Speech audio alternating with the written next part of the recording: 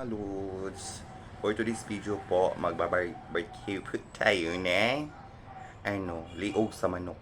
Dali, magtulong ta. Bani ko ninyo. Ayan na po yung ating mga liog po guys. Ayan, liog sa manok po yan guys. Ayan, minarinate ko na po siya guys ng overnight. Ayan. Dali, magtulong na ta. Ito po guys, ito. Ayan. Magiging ganito na po yung itsura niya po guys. Ayan.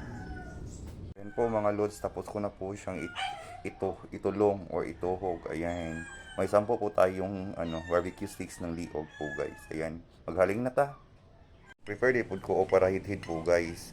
Ayan. Tuyo, ketchup at saka yung oil. Ayan. Mga kalods, nahaling na po. So magtakang na ta.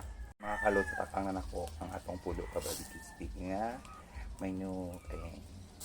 Siya ditiran mga lods atong gibuhat nga fried kid. Ayan po yung itsura ng ating barbecue po guys. Ayan.